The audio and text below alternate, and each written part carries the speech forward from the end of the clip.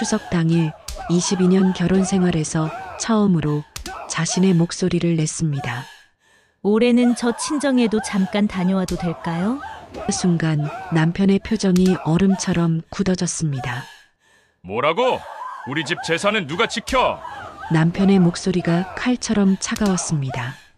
제사 끝나고 잠깐만요. 황급히 변명해봤지만 이미 늦었습니다.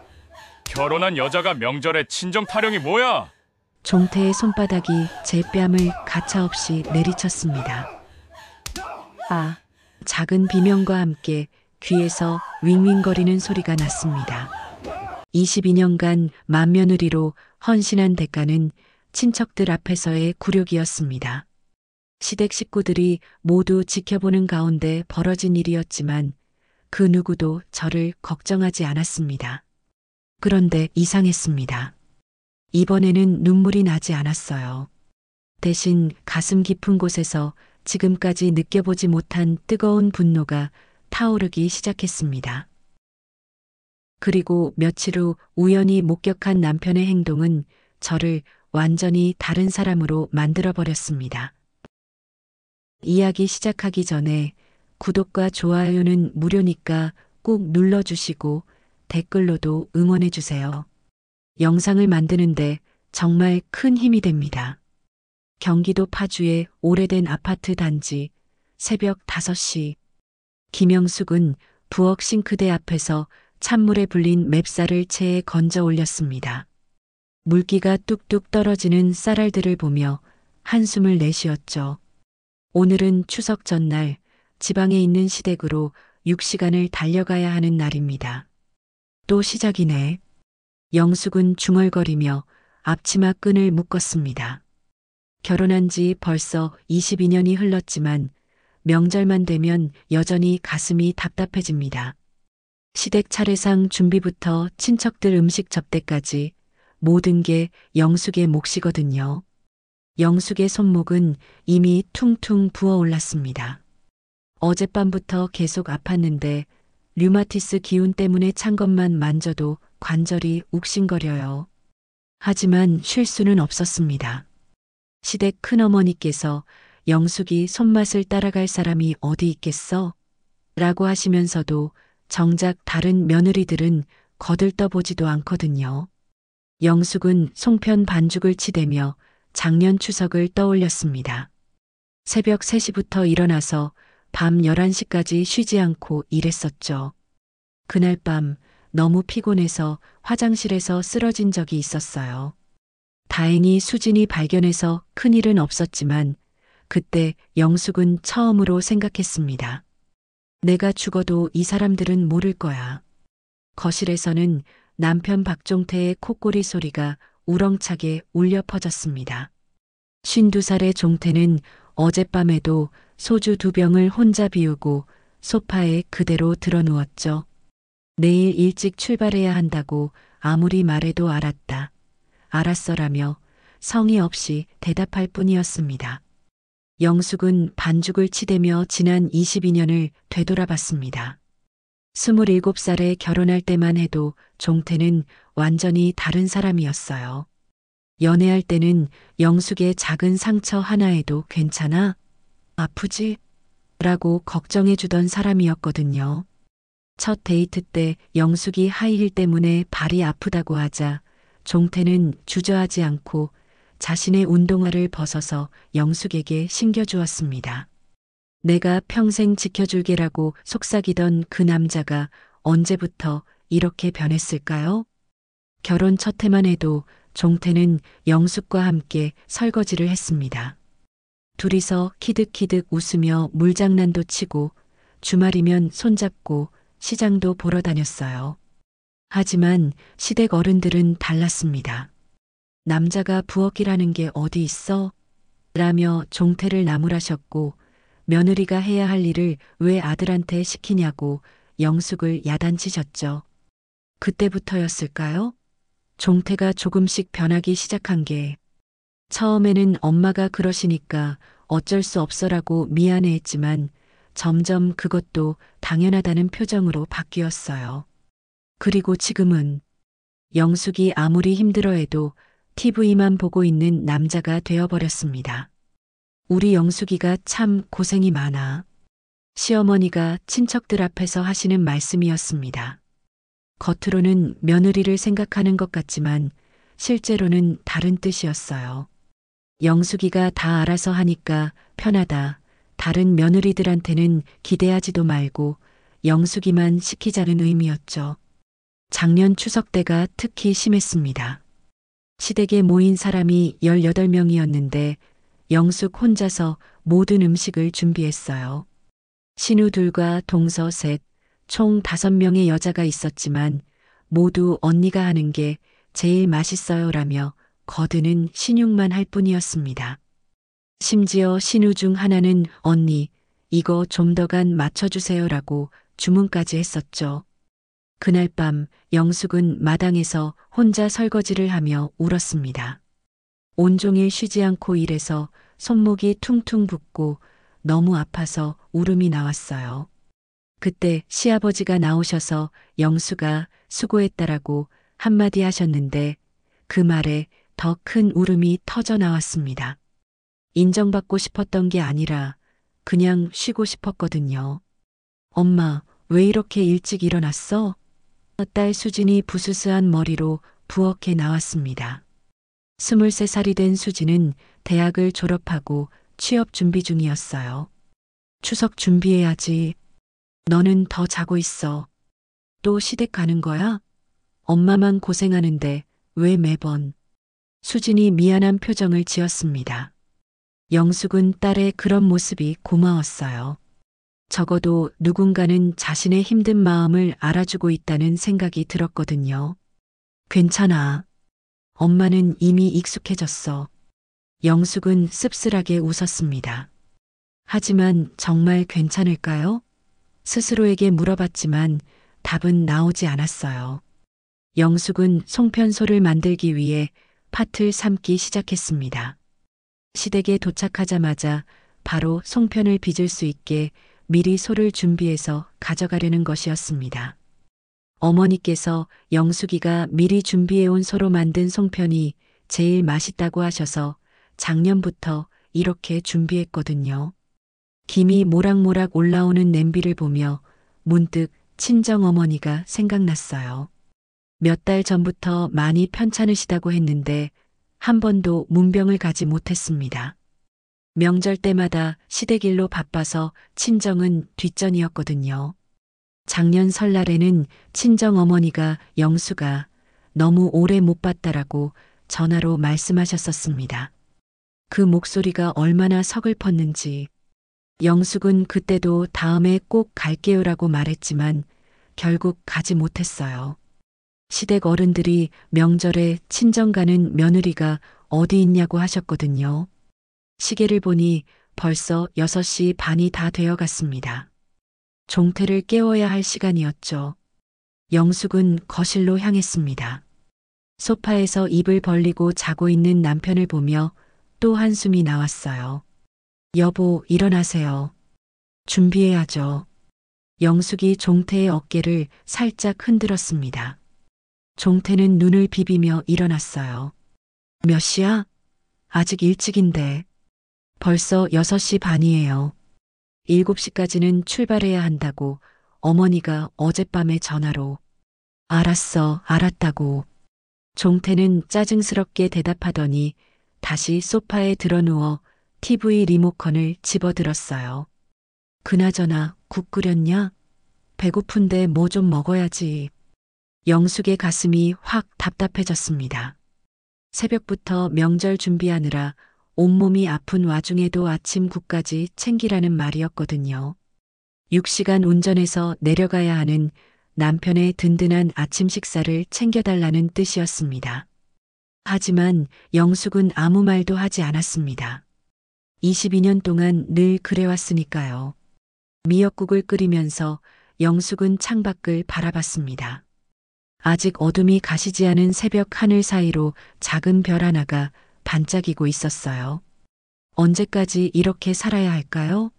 언제까지 자신의 마음은 뒷전이고 다른 사람들만 챙기며 살아야 할까요? 엄마, 힘들면 힘들다고 하세요.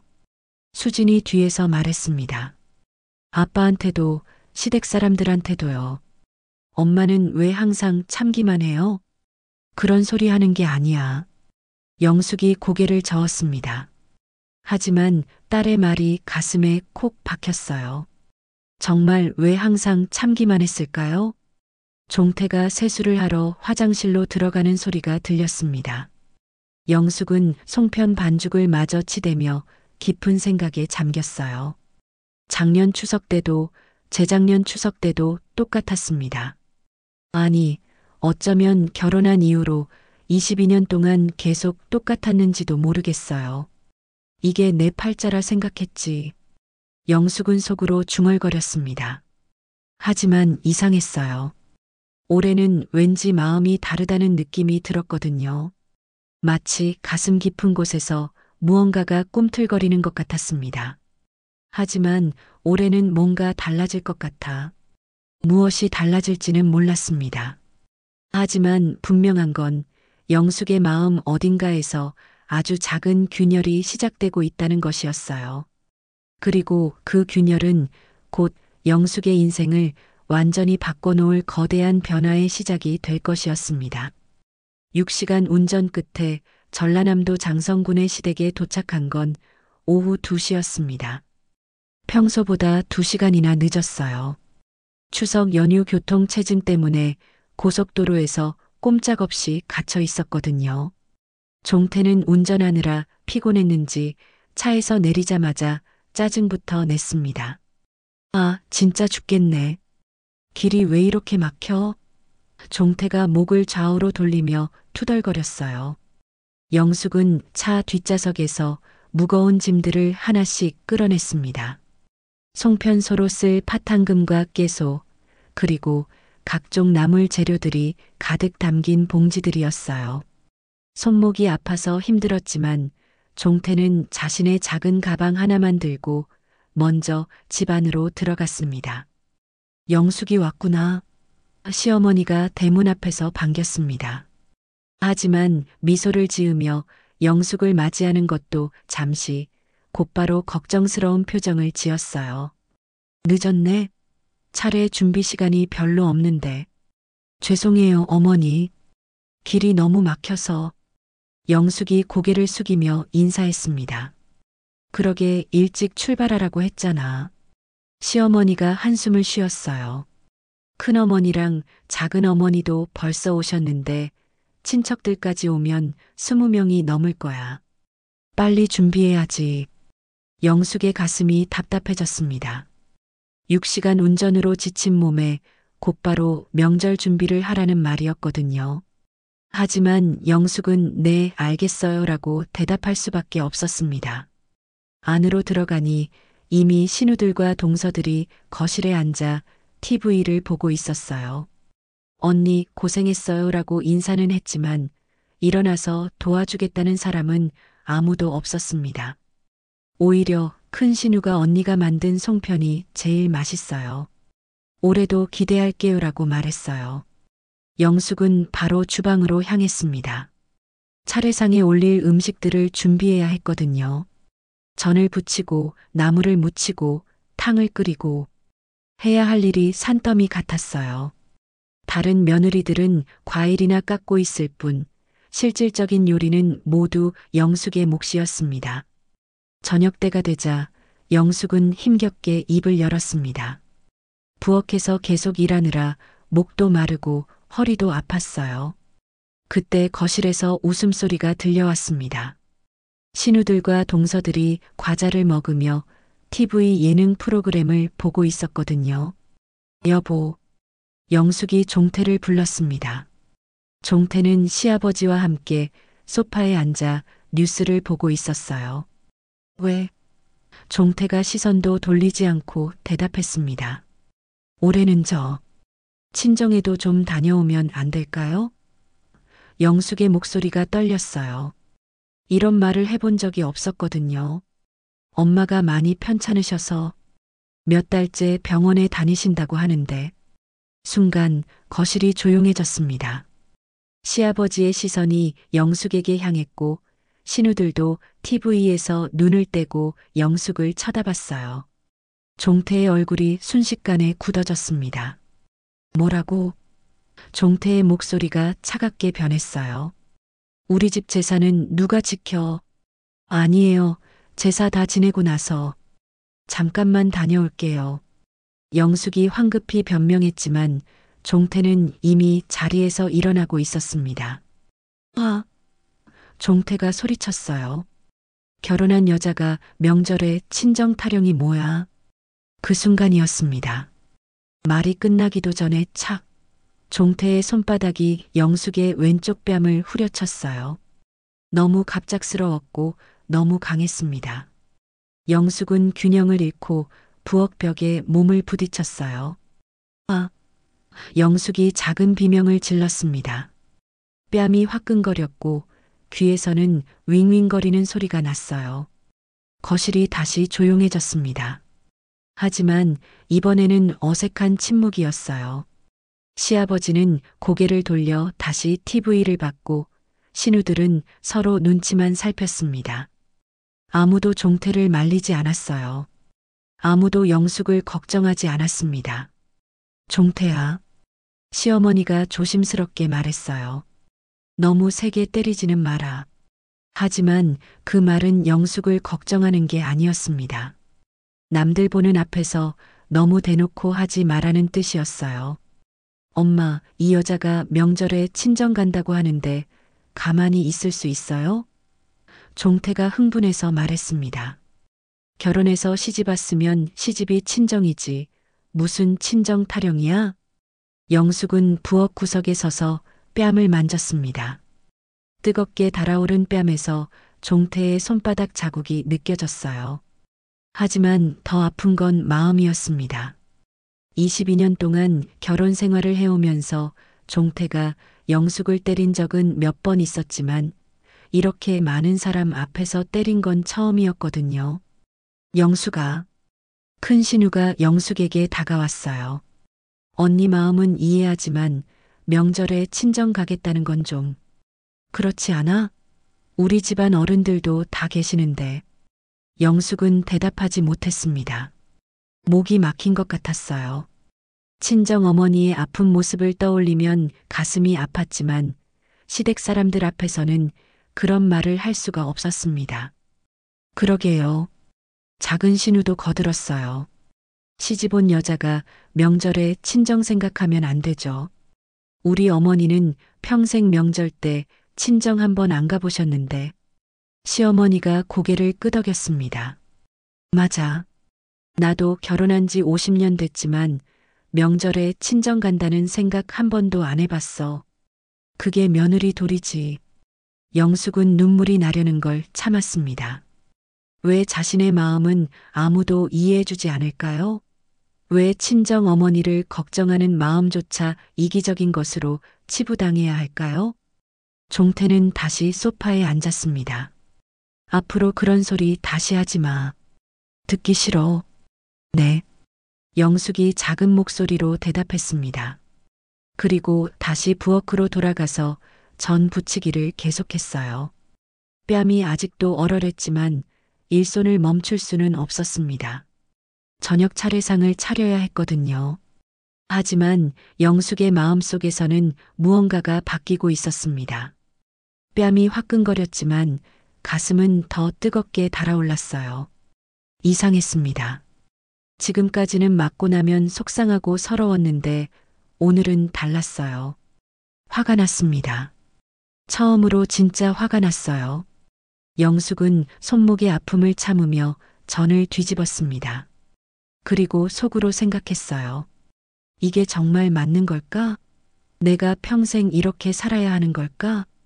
영숙은 입술을 깨물고 눈물을 훔쳤습니다. 뜨거운 눈물이 볼을 타고 흘러내렸지만 시댁 사람들에게 들킬까봐 재빨리 앞치마로 닦아냈어요. 부엌 창문 너머로 보이는 마당에는 코스모스가 바람에 흔들리고 있었습니다. 예쁘게 피어있는 꽃들을 보니 문득 친정어머니가 생각났어요. 어머니는 꽃을 참 좋아하셨습니다. 영숙이 어릴 때 뒷마당에 온갖 꽃을 심으시고는 꽃은 사람 마음을 위로해 준다고 말씀하시곤 했거든요. 그런 어머니가 지금 병상에 누워 계신다는 게 가슴 아팠어요. 몇 달째 제대로 문병도 가지 못했는데 영숙은 고개를 저으며 다시 전 부치기에 집중했습니다. 하지만 마음은 계속 복잡했어요. 맞은 뺨은 여전히 얼얼했고 시댁 사람들의 차가운 시선이 등 뒤에서 느껴졌거든요. 그때 거실에서 웃음소리가 또 들려왔습니다. 마치 아무 일도 없었다는 듯이 말이에요. 추석 당일 오전 차례를 지내기 위해 더 많은 친척들이 몰려왔습니다. 전날 밤에 온 신우들과 동서들 외에도 시댁 큰아버지네 식구들과 작은아버지네 식구들까지 합쳐서 총 20째명이 되었어요. 영숙은 새벽 4시부터 일어나서 차례상을 준비했습니다. 영숙아, 고생이 많구나. 시댁 큰어머니가 말씀하셨지만 손은 전혀 보태지 않으셨어요. 오히려 이 나물간이 좀 싱거운 것 같은데? 라며 주문만 하셨습니다. 영숙은 묵묵히 간을 다시 맞췄습니다. 손목은 어제보다 더 부어올랐고 뺨의 멍 자국도 아직 가시지 않았어요. 화장으로 가리려 했지만 완전히 숨겨지지는 않았습니다. 차례를 지내는 동안 영숙은 뒤에서 서 있었습니다. 남자들이 먼저 절을 하고 그 다음에 여자들이 절을 했어요. 하지만 정작 모든 음식을 준비한 건 영숙이었는데 차례상 앞에 설 자리는 맨 뒤쪽이었습니다. 절을 하면서 영숙은 생각했어요. 조상님, 저도 언젠가는 이런 대접을 받을 수 있을까요? 아니면 평생 뒤에서만 서 있어야 할까요? 차례가 끝나고 나니 친척들이 음식을 먹기 시작했습니다.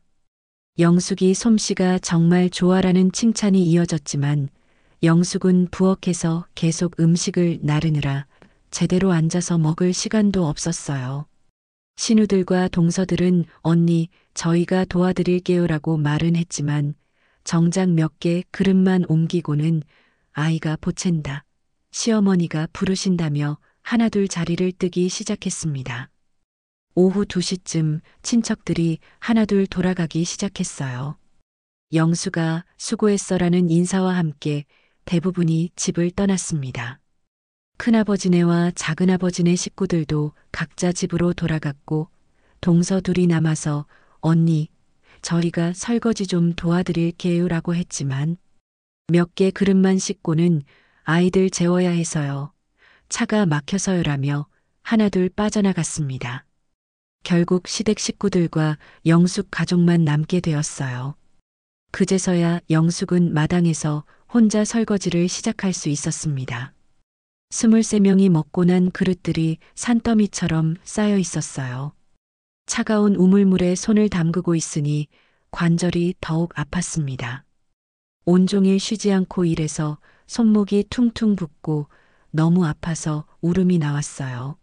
엄마. 수진이 마당으로 나왔습니다. 딸의 목소리에 영숙은 재빨리 눈물을 닦았어요. 왜 안 자고 나왔어? 추운데 들어가 있어. 수진은 영숙 옆에 쪼그리고 앉더니 어머니의 뺨을 자세히 봤습니다. 종태가 때린 자리가 아직도 빨갛게 부어 있었거든요. 엄마, 아빠가 때렸어요? 영숙은 대답하지 못했습니다. 딸 앞에서 맞았다고 말하기가 창피했어요. 엄마 뺨이 멍들었어요. 수진의 눈에 눈물이 고였습니다. 왜 가만히 있어요? 이게 무슨 결혼이에요? 수진아. 영숙이 딸의 손을 잡았습니다. 괜찮아. 엄마는 괜찮다고. 괜찮을 리가 없잖아요. 수진이 울먹였어요. 엄마가 뭘 잘못했다고 맞아야 해요? 친정어머니 보고 싶다는 게 그렇게 큰 죄예요? 저도 외할머니 보고 싶은데. 그 말에 영숙의 가슴이 미어졌습니다. 수진도 외할머니를 그리워하고 있었구나. 하지만 영숙이 친정에 가지 못하니까 수진도 외할머니를 볼 기회가 없었던 거예요. 엄마, 이제 그만 참아요. 수진이 영숙의 손을 꼭 잡았습니다. 할머니도 아프시다는데 왜 못 가요? 엄마도 사람이잖아요. 그 말이 영숙의 마음속에 깊이 박혔습니다. 엄마도 사람이잖아요. 맞습니다. 영숙도 사람이었어요. 며느리이기 전에, 아내이기 전에, 엄마이기 전에 한 사람이었습니다. 그때 영숙의 머릿속에 한 단어가 떠올랐습니다. 이혼. 지금까지 한 번도 진지하게 생각해 본 적 없는 단어였어요. 하지만 어제 종태가 사람들 앞에서 자신을 때리는 모습을 보며 이상하게도 그 단어가 계속 맴돌았습니다. 내가 평생 참고 살아야 할 이유가 뭐지? 영숙은 속으로 중얼거렸습니다. 다음 날 서울로 돌아가는 차 안 분위기는 무거웠습니다. 종태는 운전하면서도 계속 불만을 토로했어요. 길이 왜 이렇게 막히냐? 진짜 짜증나네. 영숙은 창밖을 바라보며 깊은 생각에 잠겼습니다. 고속도로 옆으로 지나가는 풍경들을 보며 자신의 인생을 되돌아봤어요. 27에 결혼해서 지금까지 22년. 그동안 자신을 위한 선택을 한 적이 있었을까요? 집에 도착한 건 저녁 8시였습니다. 모두 피곤했는지 각자 방으로 들어갔어요. 영숙은 부엌에서 간단한 저녁을 준비하며 또 생각했습니다. 내일부터 다시 똑같은 일상이 시작될 거예요. 그날 밤 영숙은 잠이 오지 않아서 뒤척였습니다. 옆에서 종태가 코를 골며 자고 있었어요. 평소 같으면 코골이 소리가 시끄러워서 짜증이 났을 텐데 오늘은 달랐습니다. 그 소리를 들으며 영숙은 생각했어요. 이 사람과 평생을 함께 살아야 할까? 다음 날은 화요일이었습니다.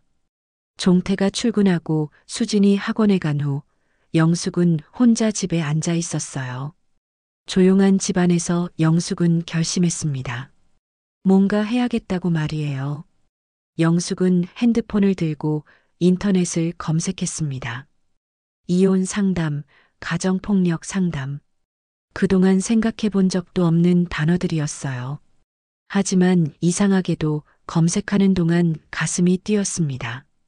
두려움 반, 기대감 반이었어요. 정말 이런 생각을 해도 되는 걸까? 영숙은 스스로에게 물어봤습니다. 하지만 뺨에 멍 자국을 만져보니 답이 나왔어요. 더 이상은 안 돼. 마침내 영숙은 시청 홈페이지에서 가족상담센터 안내를 찾았습니다. 무료 상담이라고 되어 있었어요. 영숙은 한참을 망설이다가 전화번호를 메모했습니다. 손이 떨렸지만 용기를 내서 전화를 걸었습니다. 여보세요. 시청 가족상담센터입니다. 아, 네. 상담 받고 싶어서 전화했어요. 어떤 상담을 원하시나요? 영숙은 잠시 머뭇거렸습니다. 그리고 작은 목소리로 말했어요. 이혼 상담이요. 전화 너머로 상담사의 친절한 목소리가 들려왔습니다. 네, 이해합니다. 힘드셨죠? 언제 오실 수 있으세요? 내일 오전에 갈 수 있을까요? 물론입니다. 내일 오전 10시는 어떠세요? 영숙은 심장이 쿵쿵 뛰는 걸 느꼈습니다. 네, 좋아요. 전화를 끊고 나니 온몸이 떨렸습니다. 정말 이혼 상담을 받기로 한 거였어요. 22년 결혼 생활에서 처음으로 자신을 위한 선택을 한 것 같았습니다. 다음 날 오전 영숙은 시청으로 향했습니다. 민원실 앞에서 한참을 망설였어요. 정말 들어가도 될까? 이런 생각을 하는 내가 나쁜 걸까? 하지만 영숙은 거울에 비친 자신의 모습을 떠올렸습니다. 멍든 뺨, 부은 손목, 굽은 허리, 그리고 무엇보다 지쳐버린 마음. 영숙은 마침내 가족상담센터 문을 열고 들어갔어요. 이혼 상담 신청하러 왔어요. 영숙이 떨리는 목소리로 말했습니다. 상담사가 따뜻한 미소를 지으며 서류를 건네주었어요. 힘드셨죠? 천천히 작성하시면 됩니다. 영숙은 서류를 받아들며 생각했습니다. 드디어 시작되는구나. 새로운 인생이. 상담을 받고 나온 영숙의 마음은 복잡했습니다. 상담사는 충분히 이혼 사유가 된다고 말했지만 동시에 신중하게 결정하라고도 했어요. 특히 경제적 준비와 자녀 문제를 깊이 고려해 보라는 조언이 가슴에 무겁게 와 닿았습니다. 집으로 돌아가는 길, 영숙은 버스 창밖을 바라보며 생각에 잠겼어요. 정말 이혼을 할 수 있을까요? 49살의 나이에 새로 시작할 수 있을까요? 그리고 무엇보다 수진이는 어떻게 될까요? 집에 도착하니 종태가 벌써 퇴근해서 소파에 누워 있었습니다. 어디 갔다 왔어? 종태가 시선도 돌리지 않고 물었어요. 마트 갔다 왔어요. 영숙이 거짓말을 했습니다. 이혼 상담을 받았다고 말할 수는 없었거든요. 저녁은 언제 해? 종태의 목소리에는 짜증이 섞여 있었어요. 영숙은 아무 대답 없이 부엌으로 향했습니다. 평소 같으면 금방 할게요라고 했을 텐데 오늘은 왠지 그런 말이 나오지 않았어요. 저녁을 차리면서 영숙은 종태를 관찰했습니다. 22년을 함께 살아온 남편이었지만 오늘은 낯선 사람처럼 느껴졌어요. 언제부터 이렇게 무관심해졌을까요? 언제부터 영숙을 하나의 인격체가 아닌 그냥 집안일 하는 사람 정도로 여기게 되었을까요? 밥맛 없네. 종태가 몇 숟가락 먹더니 투덜거렸습니다. 요즘 왜 이래? 음식 맛이 예전 같지 않아. 그 말에 영숙의 가슴이 답답해졌습니다. 추석 때 온몸이 아픈 상태에서도 20명이 넘는 사람들 음식을 혼자 준비했는데 고마운 말은커녕 불평부터 하는 종태가 밉게 느껴졌어요. 그럼 당신이 해보세요. 영숙이 불쑥 말했습니다. 뭐라고? 종태가 숟가락을 든 채로 영숙을 쳐다봤어요. 영숙도 자신이 한 말에 놀랐습니다. 지금까지 종태에게 이런 식으로 대꾸한 적이 없었거든요. 아니에요. 그냥, 아니긴 뭐가 아니야. 분명히 뭔가 말했잖아. 종태의 목소리가 높아졌어요. 요즘 왜 이렇게 건방져? 추석 때도 그렇고. 그 순간 영숙의 머릿속에 상담사의 말이 떠올랐습니다. 가정폭력은 점점 심해집니다.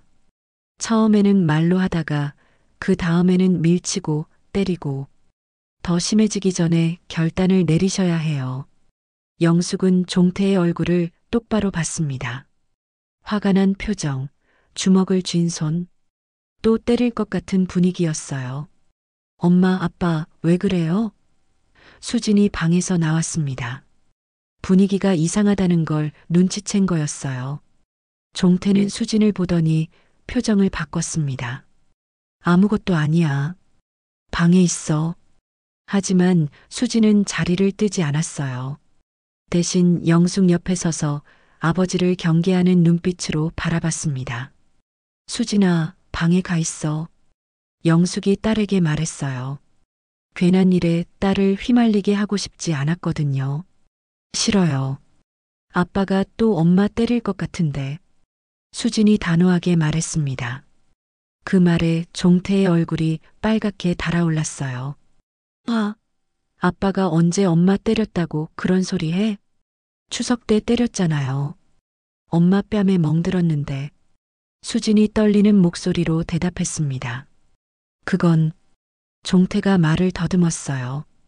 부정할 수 없는 사실이었거든요. 영숙은 이런 상황이 더 이상 지속되어서는 안 된다고 생각했습니다. 딸 앞에서 이런 모습을 보여줄 수는 없었어요. 수진아, 방에 가 있어. 엄마가 알아서 할게. 영숙이 딸의 어깨를 토닥이며 말했습니다. 수진은 걱정스러운 표정으로 영숙을 바라봤지만 결국 방으로 들어갔어요. 하지만 문을 완전히 닫지는 않고 조금 열어둔 채로 말입니다. 거실에는 다시 영숙과 종태만 남았습니다. 종태는 소파에 앉아 TV를 보는 척했지만 영숙을 계속 의식하고 있는 게 느껴졌어요. 영숙은 설거지를 하면서 깊은 생각에 빠졌습니다. 상담사가 한 말이 계속 머릿속을 맴돌았어요.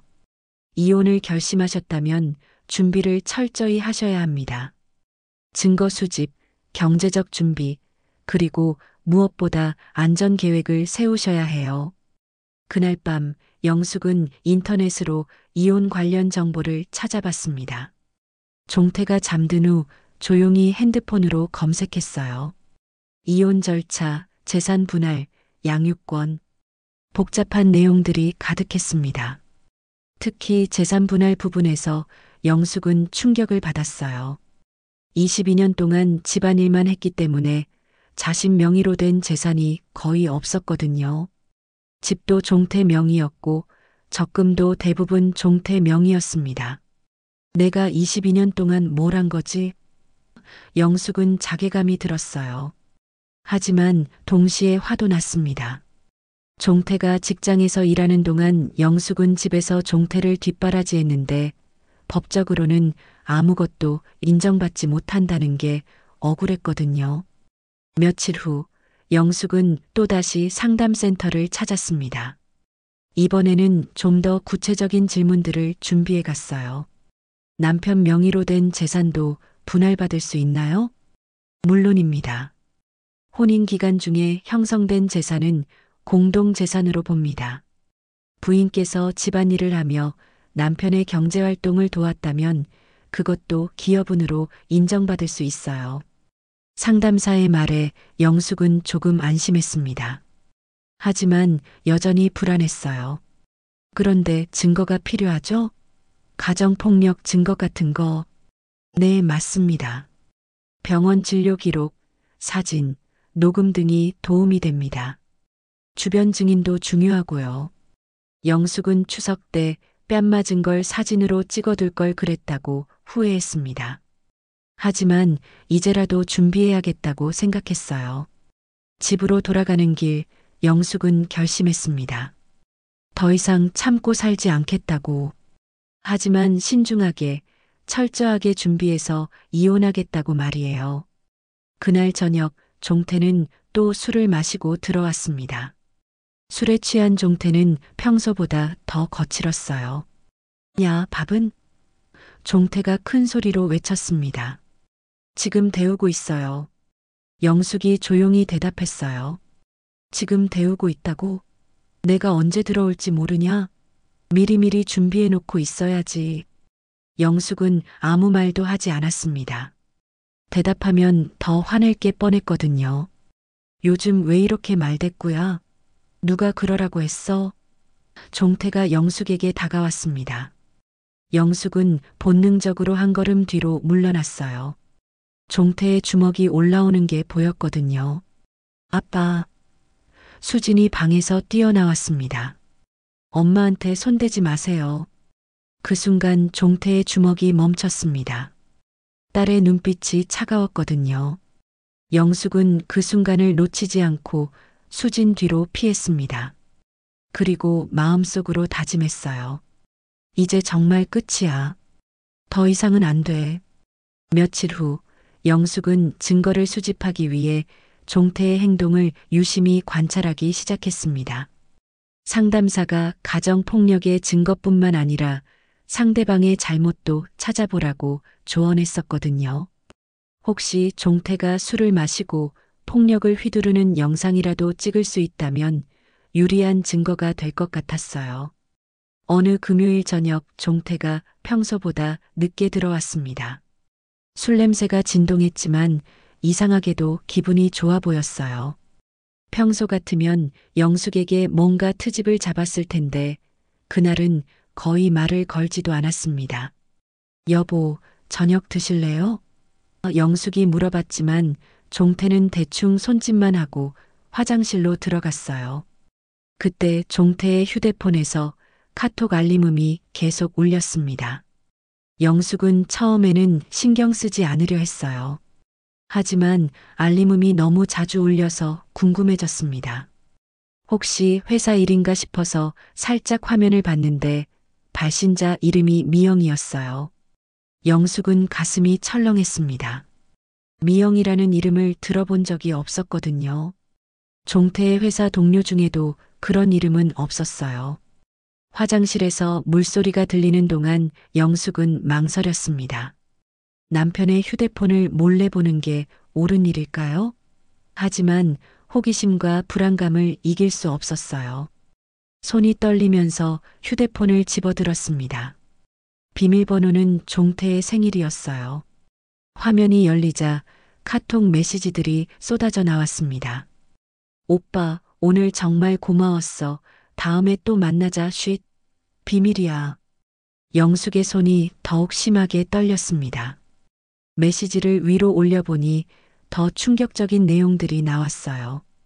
오빠가 사준 목걸이 너무 예뻐. 아내는 모르지? 키읔키읔. 오늘 모텔에서 찍은 사진 봐. 마지막 메시지와 함께 사진이 있었습니다. 영숙은 떨리는 손으로 사진을 눌렀어요. 화면에는 종태와 젊은 여자가 침대에서 찍은 셀카가 나타났습니다. 헉! 영숙이 작은 비명을 질렀습니다. 휴대폰이 바닥에 떨어질 뻔했어요. 그때 화장실 문이 열리는 소리가 들렸습니다. 영숙은 황급히 휴대폰을 원래 자리에 놓고 부엌으로 피했어요. 심장이 너무 빨리 뛰어서 숨쉬기가 힘들었습니다. 휴대폰 어디 있지? 종태가 거실에서 휴대폰을 찾았어요. 영숙은 부엌에서 설거지를 하는 척했지만 머릿속은 온통 그 사진들로 가득했습니다. 22년을 함께 산 남편이 다른 여자와, 그것도 아주 젊어 보이는 여자와 바람을 피우고 있었던 거예요. 미영이가 누구예요? 영숙이 불쑥 물어봤습니다. 참을 수 없었거든요. 종태가 휴대폰을 보다가 고개를 들었어요. 미영이가 뭐? 아까 미영이한테서 문자가 왔는데. 영숙의 목소리가 떨렸습니다. 순간 종태의 얼굴이 굳어졌어요. 내 휴대폰 봤어? 아니에요. 그냥 화면에 이름이 보여서. 거짓말 하지 마. 종태가 갑자기 소리쳤습니다. 내 휴대폰 몰래 본 거지. 영숙은 뒤로 물러섰어요. 종태의 얼굴이 순식간에 일그러졌거든요. 회사 후배야. 업무 관련 연락이고. 종태가 거짓말을 했지만 영숙은 이미 모든 걸 봤어요. 거짓말하지 마세요. 사진까지 봤어요. 영숙이 용기를 내서 말했습니다. 그 순간 종태의 손이 번개처럼 날아와 영숙의 뺨을 후려쳤어요. 추석 때보다 훨씬 강했습니다. 아, 남의 휴대폰 몰래 보는 게 어디 있어. 종태가 화를 내며 영숙을 밀쳤습니다. 영숙은 부엌 찬장에 등을 부딪히며 넘어졌어요. 아, 하고 비명을 질렀지만 종태는 멈추지 않았습니다. 업무용이라고 했잖아. 왜 자꾸 의심해? 종태가 영숙에게 다가와서 또 밀쳤어요. 아빠, 그만해. 수진이 방에서 뛰어나왔습니다. 엄마한테 왜 그래요? 너도 가만히 있어. 종태가 수진에게도 소리쳤어요. 술에 취해서 더욱 거칠어진 상태였습니다. 영숙은 바닥에서 일어나려 했지만 허리가 너무 아파서 힘들었어요. 찬장 모서리에 허리를 세게 부딪혔거든요. 여보, 아파요. 영숙이 신음했지만 종태는 오히려 더 화를 냈습니다. 아프긴 뭐가 아파. 남의 사생활 몰래 훔쳐보고. 종태가 영숙의 팔을 잡아당겼어요. 아빠, 정말 그만해요. 수진이 울면서 아버지를 말렸습니다. 엄마가 다칠 것 같아요. 그제서야 종태가 손을 놓았어요. 하지만 여전히 화가 난 표정이었습니다. 다음에 또 이런 짓 하면 가만 안 둬. 알겠어? 종태가 영숙을 내려다보며 협박했어요.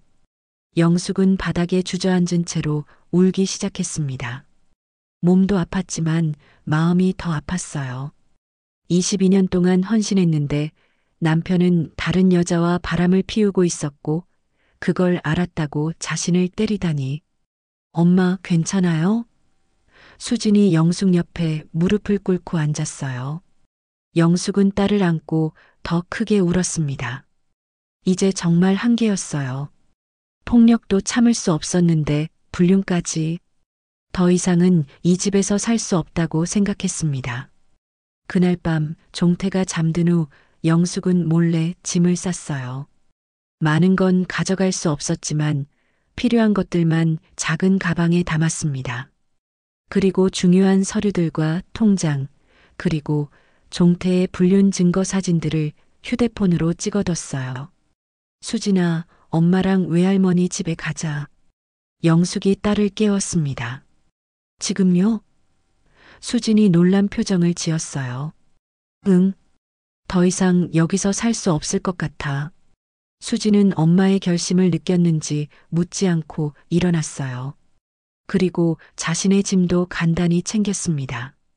새벽 4시 영숙과 수진은 조용히 집을 나왔어요. 택시를 타고 친정으로 향하면서 영숙은 생각했습니다. 이제 정말 끝이야. 돌아가지 않을 거야. 친정에 도착했을 때 어머니는 깜짝 놀라셨어요. 영숙아, 무슨 일이야? 이 시간에 왜? 엄마. 영숙이 어머니를 안고 울기 시작했습니다. 더 이상 못 살겠어요. 그날 아침 종태는 아내와 딸이 사라진 걸 발견했어요. 처음에는 당황했지만 곧 화가 났습니다. 그리고 시댁에 전화를 걸었어요. 어머니, 영숙이가 집을 나갔어요. 시어머니의 목소리가 차갑게 변했습니다. 뭐라고? 며느리가 집을 나갔다고? 네. 아침에 일어나 보니까 없어요. 이런 몰상식한. 집을 나가? 시어머니가 분노했어요. 곧 시댁 식구들 사이에 소문이 퍼졌습니다. 영숙이가 집을 나갔다. 며느리 도리도 모르는 여자다. 너무 이기적이다. 영숙은 순식간에 집 나간 며느리로 낙인 찍혔어요. 하지만 영숙은 더 이상 돌아갈 생각이 없었습니다. 이제 정말 새로운 인생을 시작할 때였거든요. 친정에 온 지 사흘째, 영숙은 어머니의 병상 옆에서 간병을 하며 지냈습니다. 75세의 어머니는 당뇨 합병증으로 다리가 많이 부으셔서 거동이 불편했어요. 그동안 혼자 계시느라 얼마나 힘드셨을까 싶어 영숙의 마음이 아팠습니다. 영숙아, 내가 왜 갑자기 왔는지 말해보렴. 어머니가 영숙의 손을 잡으며 물어보셨어요. 얼굴이 왜 이렇게 상했니?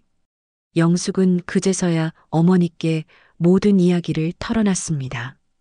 22년 동안의 시댁 생활, 끝없는 집안일, 그리고 종태의 폭력과 불륜까지 말하는 동안 눈물이 계속 흘러내렸어요. 어머니는 말없이 듣고 계시다가 한숨을 깊게 쉬셨습니다.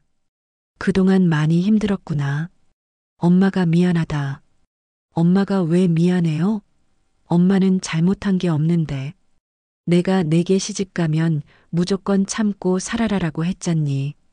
그게 잘못이었어. 어머니의 목소리에 후회가 섞여 있었어요. 옛날 생각으로 그랬는데 요즘 세상은 다르더구나. 영숙은 어머니의 손을 꼭 잡았습니다. 어머니도 자신과 비슷한 삶을 살아오셨다는 걸 알았거든요. 시댁에서 평생 참고 살아오신 어머니였으니까요. 영숙아. 어머니가 영숙의 얼굴을 쳐다보며 말씀하셨어요. 내가 너를 지켜야 한다. 그래야 수진이도 산다. 그 말이 영숙의 가슴에 깊이 박혔습니다. 내가 너를 지켜야 한다. 지금까지 영숙은 남을 위해서만 살았어요. 시댁을 위해, 남편을 위해, 딸을 위해. 하지만 정작 자기 자신은 지키지 못했습니다. 그런데 엄마, 이혼하면 수진이는 어떻게 되죠? 애 아빠가 양육권을 주장하면. 수진이한테 물어봐. 23이면 충분히 판단할 나이야. 어머니가 조언하셨어요. 그날 저녁 영숙은 수진과 긴 대화를 나눴습니다. 수진은 엄마의 이혼 결심을 전폭적으로 지지했어요. 엄마, 저는 엄마 편이에요. 아빠가 그렇게 엄마를 때리고 다른 여자까지 만나는데 왜 참고 살아야 해요? 수진이 단호하게 말했습니다. 저도 아빠랑은 안 살고 싶어요. 그래도 내 아빠인데. 아빠 맞아요. 하지만 잘못된 아빠예요. 수진의 눈빛이 확고했어요. 저는 엄마가 행복했으면 좋겠어요. 22년 동안 충분히 참고 살았잖아요. 영숙은 딸의 말에 큰 힘을 얻었습니다. 그리고 마침내 결심했어요. 이혼 소송을 시작하겠다고. 다음 날 영숙은 상담센터에서 소개받은 변호사 사무실을 찾아갔습니다. 이혼 전문 변호사인 김 변호사는 40대 여성이었어요. 가정폭력과 불륜, 둘 다 명확한 이혼 사유입니다. 김 변호사가 영숙이 가져온 증거들을 보며 말했어요. 특히 불륜 증거가 확실하니까 유리할 것 같습니다. 정말요? 제가 이길 수 있을까요? 충분히 가능합니다. 하지만 상대방이 쉽게 응하지 않을 수도 있어요. 재산 분할이나 위자료 문제 때문에 말이죠. 김 변호사가 설명했습니다. 각오하세요. 쉽지 않을 거예요. 영숙은 고개를 끄덕였습니다. 이미 각오는 되어 있었어요. 그런데 그날 오후 예상보다 빨리 종태의 반격이 시작되었습니다. 먼저 시어머니가 친정으로 전화를 걸어왔어요. 사돈 어르신, 안녕하세요. 시어머니의 목소리는 차가웠지만 일단 예의는 갖췄어요. 영숙이가 집을 나와서 거기 있다고 들었는데요. 영숙의 어머니는 차분하게 대답하셨습니다. 네, 영숙이가 좀 힘들어 보여서 며칠 쉬게 하고 있어요. 사돈 어르신, 이건 아니죠. 며느리가 집을 나간다는 게 말이 돼요? 빨리 집으로 돌려보내주세요. 하지만 영숙의 어머니는 단호했어요. 그건 영숙이가 결정할 일 같은데요.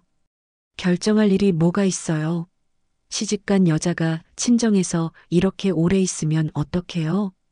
좀 더 지켜봐야겠어요. 영숙이 상태가 안 좋거든요.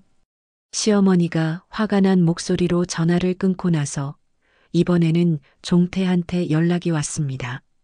어머니, 저 사위예요. 영숙이 데리러 가도 될까요? 영숙의 어머니는 와도 좋다고 하셨지만 영숙은 벌써부터 가슴이 두근거렸어요. 1시간 후 종태가 친정 대문 앞에 나타났습니다. 오랜만에 장모님 댁에 온 것이라 일단은 정중하게 인사했어요. 어머니, 안녕하세요. 건강은 어떠세요? 종태가 과일 한 상자를 들고 들어왔습니다. 그래, 왔구나. 들어와라. 영숙의 어머니가 응접실로 안내하셨어요. 영숙은 방에서 나오지 않고 있었습니다. 종태와 마주치기가 무서웠거든요. 어머니, 영숙이는 어디 있어요? 종태가 주변을 둘러보며 물어봤어요. 방에 있는데 좀 힘들어해서 말이야. 제가 잘못했습니다. 영숙이랑 이야기해보고 싶어요. 종태가 예의 바르게 말했지만 목소리에는 짜증이 섞여 있었어요. 영숙아, 나와서 이야기 좀 하거라. 어머니가 영숙을 불러주셨어요. 영숙은 어쩔 수 없이 나왔습니다. 종태를 보는 순간 몸이 움츠러들었어요. 영숙아, 집에 가자. 종태가 부드럽게 말했지만 영숙은 그 뒤에 숨어 있는 화를 느낄 수 있었어요. 저는 좀 더 여기 있고 싶어요. 종태의 얼굴이 순간 굳어졌지만 장모님 앞에서는 참았어요. 왜? 무슨 일이 있었어? 그냥 몸이 안 좋아서요. 집에 가서 쉬면 되지. 왜 친정에서 쉬어? 종태의 목소리에 날이 서기 시작했어요. 영숙의 어머니가 개입하셨습니다. 영숙이가 많이 힘들어 보여. 좀 더 쉬게 해주게. 어머니, 그래도 집이 있는데 왜 친정에서? 종태가 불만을 표했어요. 그때 영숙이 용기를 내서 말했습니다. 나 이제 안 돌아가요. 순간 응접실이 조용해졌습니다. 종태의 얼굴이 빨갛게 달아올랐어요. 뭐라고? 종태가 억지로 목소리를 낮춰 물어봤지만 분노가 느껴졌어요. 이혼할 거예요. 영숙이 떨리는 목소리로 말했습니다. 이혼? 종태가 어머니를 힐끗 보더니 영숙에게 다가갔어요. 너 미쳤어? 여기서 무슨 소리야? 정말이에요. 더 이상 못 살겠어요. 종태는 장모님 앞에서라 큰 소리를 낼 수는 없었지만 영숙의 팔을 잡았어요. 밖에 나가서 이야기하자. 아파요. 영숙이 팔을 빼려고 했지만 종태의 힘이 더 셌어요. 사위야, 너무 세게 잡지 마라. 영숙의 어머니가 말씀하셨어요. 그때 수진이 나타났습니다. 아빠, 엄마 놔주세요. 수진아, 너도 뭔 소리야? 엄마한테 무슨 말을 들었어? 아무 말도 안 들었어요. 제가 본 거예요. 수진이 당당하게 말했습니다. 아빠가 엄마 때리는 거, 다른 여자랑 바람 피우는 거 다 봤어요. 종태는 당황했어요. 딸까지 자신을 등 돌릴 줄은 몰랐거든요. 수진아, 그건 저는 엄마 편이에요. 아빠랑은 안 살 거예요. 종태는 화가 났지만 장모님 앞에서는 어쩔 수 없었어요. 영수가 마지막으로 말한다. 이런 식으로 하면 후회할 거야. 안 돌아가요. 영숙이 고개를 저었습니다. 종태는 할 말을 잃고 그냥 나가버렸어요. 문을 쾅 닫는 소리가 집 전체에 울려 퍼졌습니다. 그날 밤 영숙은 김 변호사에게 전화를 걸었습니다. 변호사님, 이혼 소송 접수해 주세요. 정말 결심하신 거죠? 네. 더 이상 참고 살 수 없어요. 영숙은 처음으로 자신을 위한 선택을 했습니다. 22년 만에 처음으로 자신의 인생을 스스로 결정한 것이었어요. 두렵기도 했지만 동시에 마음이 후련했습니다. 어머니가 말씀하신 게 맞았어요. 이제 자신을 지킬 때였습니다. 첫 번째 재판이 끝나고 일주일 후 수진이 놀라운 발견을 했습니다. 아버지의 인스타그램을 뒤져보다가 미영 말고도 다른 여자들과의 관계를 찾아낸 거였어요. 엄마, 이것 좀 봐요. 수진이 휴대폰을 들고 영숙에게 달려왔습니다. 아빠, 인스타그램에 이상한 게 있어요. 영숙은 인스타그램이 뭔지 잘 몰랐어요. 하지만 수진이 보여주는 화면을 보고 깜짝 놀랐습니다. 이 여자는 혜진이라는 사람이에요.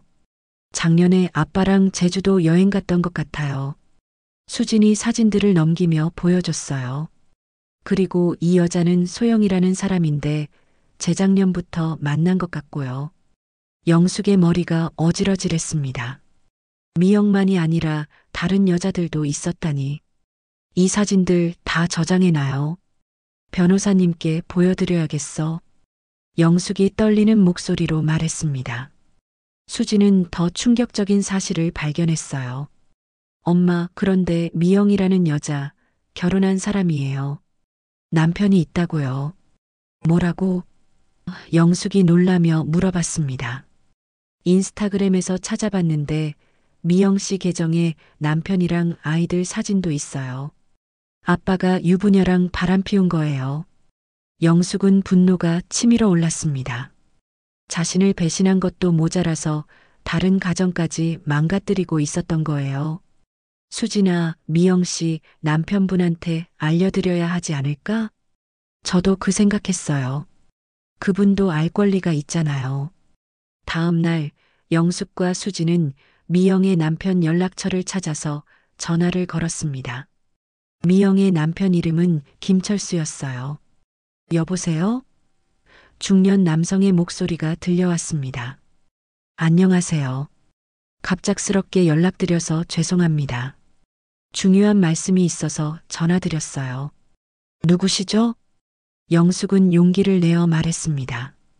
저는 박종태의 아내, 아니, 곧 전 아내가 될 김영숙이라고 합니다. 혹시 미영 씨 남편분 맞으시죠? 전화 너머가 조용해졌습니다. 잠시 후 김철수가 무거운 목소리로 말했어요. 혹시 제 아내가 그 남자와... 네, 죄송합니다. 하지만 알려드려야 할 것 같았어요. 김철수는 한참 말이 없더니 물어봤습니다. 증거가 있나요? 네, 있습니다. 사진도 있고. 보내주실 수 있나요? 제발이요. 영숙은 수진과 함께 모든 증거를 김철수에게 보내줬습니다. 그리고 며칠 후 김철수에게서 전화가 왔어요. 영숙 씨, 감사합니다. 덕분에 진실을 알았어요. 김철수의 목소리는 쓸쓸했습니다. 제가 추궁했더니 집사람이 모든 걸 인정했어요. 그래서 어떻게 하셨어요? 저도 이혼할 거예요. 미영이가 얼마나 많은 남자들과 바람을 피웠는지 몰랐어요. 박종태 말고도 다른 남자들도 있었더라고요. 영숙은 미안한 마음이 들었지만 아무 잘못 없이 이혼하게 된 그 남자에게도 안타까운 동질감을 느꼈습니다. 제가 너무 화가 나서 미영이를 때렸어요. 김철수가 솔직하게 말했습니다. 집에서도 깽판을 쳤고, 그래서 지금 친정으로 피해 있는 상황이에요. 그리고 박종태 그 자식도 가만 안 둘 거예요. 제가 찾아가서 혼내줄 겁니다. 이 소식을 들은 김 변호사는 매우 기뻐했어요. 이제 승소가 확실합니다. 불륜 상대방까지 문제가 되면서 피고의 신뢰도가 더 떨어질 거예요. 며칠 후 김철수는 정말로 종태를 찾아갔습니다. 먼저 집에 갔지만 종태가 없어서 회사까지 찾아간 거였어요. 회사 로비에서 박종태 그 자식 어디 있냐? 고 소리를 지르며 난리를 쳤다고 했습니다. 회사 동료들이 말렸지만 김철수는 내 가정 망가뜨린 놈을 가만 안 둔다며 계속 소동을 일으켰어요. 결국 경비원들이 나서서 김철수를 밖으로 내보냈지만 이미 회사 전체가 발칵 뒤집어진 상태였습니다. 그 일 이후 종태는 회사에서 눈치가 보였어요. 상사들도 개인 문제를 회사까지 끌고 와서라며 불쾌해했고 동료들은 종태를 수군거리며 바라봤습니다. 종태는 김철수가 또 찾아올까봐 두려워서 며칠 동안 회사 근처 모텔에서 숨어 지냈어요. 두 번째 재판 날이 다가왔습니다. 이번에는 최종 변론과 판결이 이뤄질 예정이었어요. 법정에 들어가니 종태의 모습이 많이 초라해 보였습니다. 머리는 비듬으로 더럽혀져 있었고 양복도 구겨져 있었어요. 며칠 동안 제대로 씻지도 못하고 숨어 다녔던 흔적이 역력했습니다. 최종 변론을 시작하겠습니다. 판사가 말했습니다. 김 변호사가 일어나서 새로운 증거들을 제출했어요. 피고는 미영 씨 외에도 최소 3명의 여성과 불륜 관계를 가졌습니다. 이는 단순한 실수가 아닌 지속적인 배신 행위입니다. 더욱이 불륜 상대방 중 한 명이 유부녀였다는 사실이 밝혀져 해당 가정까지 파탄에 이르게 했습니다. 종태의 변호사는 반박했지만 설득력이 없었어요. 증거가 너무 확실했거든요. 판사가 종태에게 물어봤습니다. 피고는 이 모든 사실을 인정합니까? 종태는 한참을 망설이더니 고개를 숙였어요. 더 이상 부인할 수도 없는 상황이었습니다. 죄송합니다. 그럼 불륜 사실을 인정하는 겁니까? 네. 종태가 작은 목소리로 대답했습니다. 방청석에서 탄식 소리가 들려왔어요. 시어머니도 와서 앉아 있었는데 고개를 떨구고 한숨만 쉬고 계셨습니다. 22년 동안 며느리를 구박했지만 정작 잘못한 건 아들이었다는 걸 깨달으신 것 같았어요. 그때 방청석에서 웅성거림이 일어났습니다. 수진이 일어나려 하고 있었거든요. 재판장님, 제가 한 말씀 드려도 될까요? 수진이 조심스럽게 물어봤습니다. 증인 신청을 하신 겁니까? 네. 저는 피고의 딸이자 이 모든 일의 목격자입니다. 판사가 허락하자 수진이 증언석에 앉았어요. 저는 22년 동안 아버지가 어머니를 어떻게 대했는지 지켜봤습니다. 수진의 목소리는 또렷했어요. 때리고 무시하고 뒤에서는 다른 여자들과 바람을 피우고 더 이상은 참을 수 없어요. 종태가 갑자기 일어났습니다. 수진아, 내가 뭘 알겠다고. 아빠, 수진이 소리쳤어요.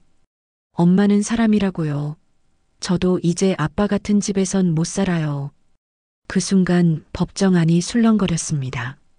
판사가 망치를 두드리며 조용히 하라고 했지만 수진의 절규는 모든 사람의 가슴에 울려 퍼졌어요.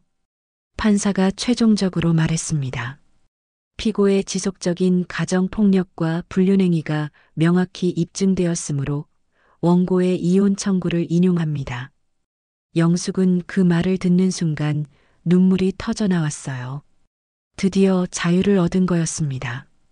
재산 분할은 원고에게 60%, 위자료는 3천만 원으로 판결합니다.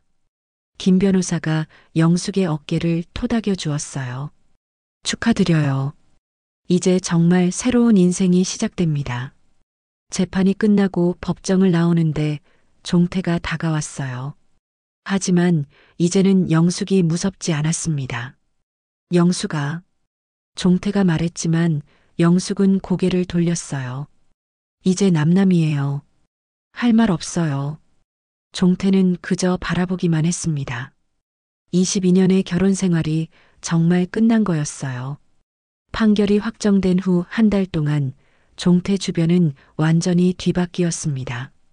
김철수가 회사에서 벌인 소동은 금세 소문이 되어 퍼졌고 동네 사람들도 모두 알게 되었어요.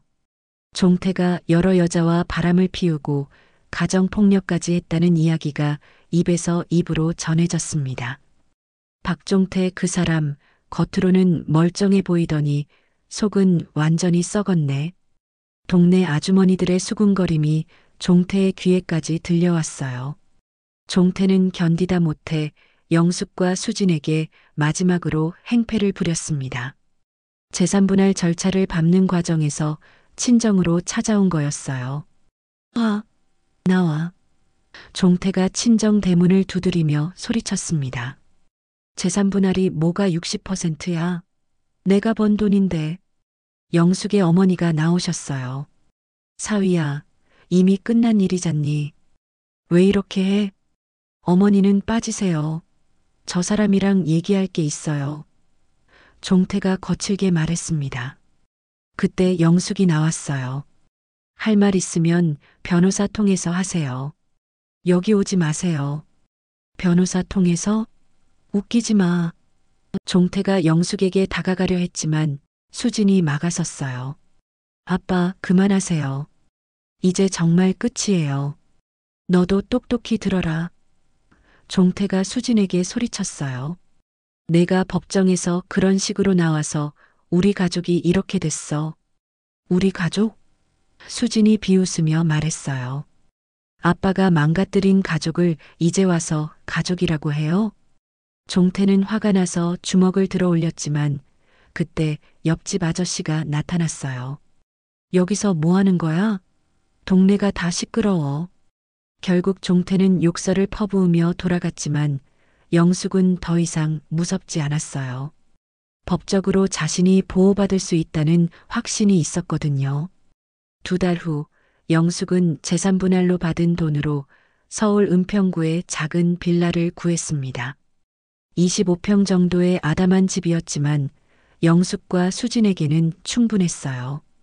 엄마, 여기 정말 좋네요. 수진이 새 집을 둘러보며 말했습니다.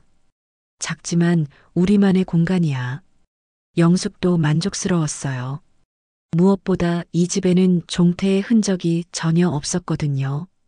새로운 시작을 위한 완벽한 공간이었습니다. 이사 온 첫 주 영숙은 집을 꾸미는데 몰두했어요.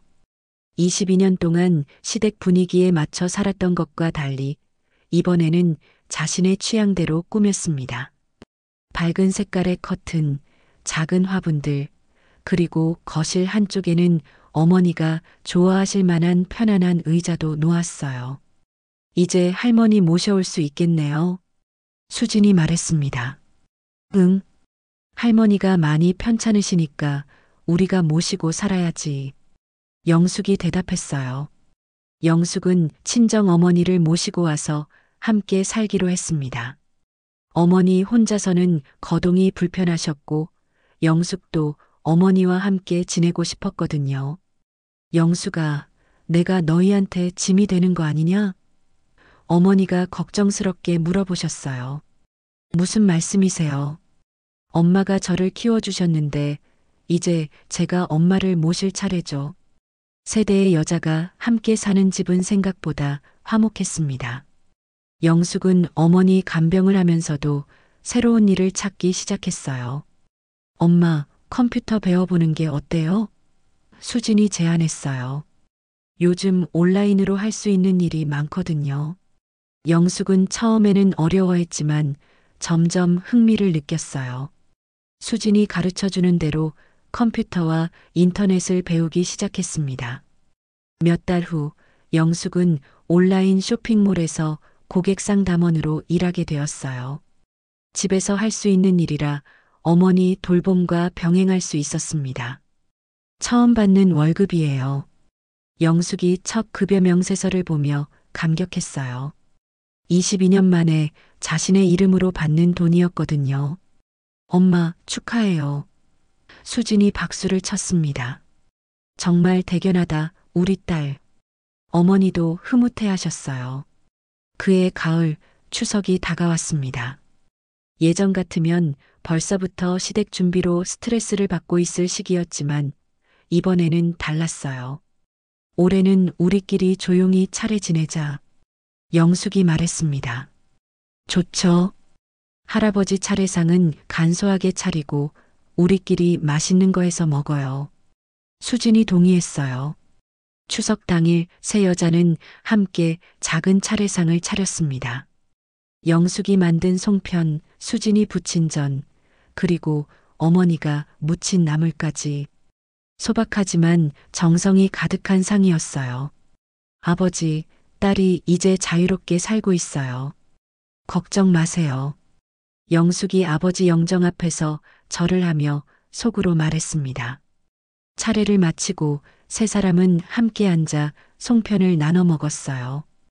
영숙이 만든 송편은 예전보다 더 맛있었습니다. 마음이 편해서인지 손맛도 좋아진 것 같았어요. 엄마가 만든 송편이 정말 최고예요. 수진이 웃으며 말했습니다. 정말 맛있구나. 우리 영숙이 솜씨가 늘었네. 어머니도 칭찬해 주셨어요. 영숙은 창밖을 바라봤습니다. 작은 베란다에 심어둔 코스모스가 바람에 살랑거리고 있었어요. 예쁘게 핀 꽃들을 보니 마음이 평온해졌습니다. 이제야 진짜 명절 같네요. 영숙이 감회에 젖어 말했습니다. 왜요? 수진이 물어봤어요. 예전에는 명절이 두려웠거든. 시댁 가서 온종일 일만 하고. 하지만 지금은 정말 가족과 함께하는 따뜻한 시간이 된 것 같아. 저녁이 되자 세 사람은 거실에 모여 앉았습니다. TV에서는 추석 특집 프로그램이 나오고 있었지만 세 사람은 대화에 더 집중했어요. 엄마, 앞으로 뭐 하고 싶어요? 수진이 물어봤습니다. 영숙은 잠시 생각해 봤어요. 글쎄, 일단은 지금처럼 일하면서 할머니 모시고 살고 싶어. 그리고 나중에 기회가 되면 작은 카페라도 해보고 싶네. 카페요? 좋은데요? 수진이 눈을 반짝였어요. 응. 사람들이 편안하게 쉴 수 있는 그런 공간 말이야. 내가 직접 만든 빵이나 떡도 팔고. 그럼 저도 도와드릴게요. 저도 카페 일 배우고 싶었거든요. 수진이 적극적으로 말했어요. 어머니가 두 사람을 보며 웃으셨습니다.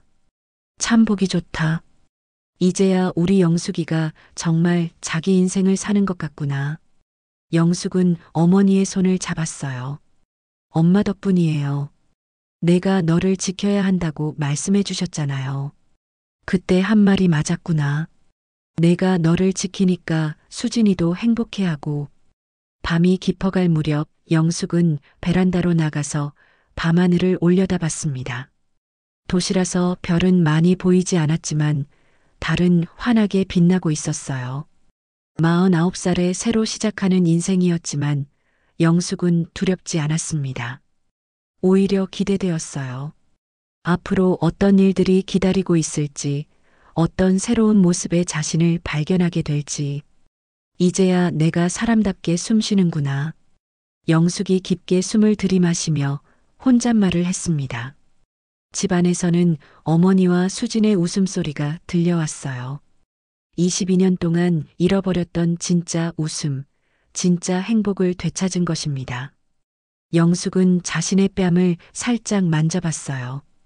더 이상 멍 자국은 없었습니다. 대신 환한 미소가 얼굴 가득 번져 있었어요. 새로운 인생이 정말 시작된 것입니다. 오늘 이야기 마음에 와닿으셨나요? 혹시 다 들으셨다면 잘 들었습니다라는 한마디만 남겨주시면 큰 힘이 됩니다. 여러분의 하루에도 따뜻한 햇살 같은 순간들이 가득하길 바래요. 구독과 좋아요는 저에게 큰 힘이 됩니다. 다음 시간에는 더 깊고 감동적인 이야기로 찾아뵙겠습니다. 오늘도 함께 해주셔서 감사합니다.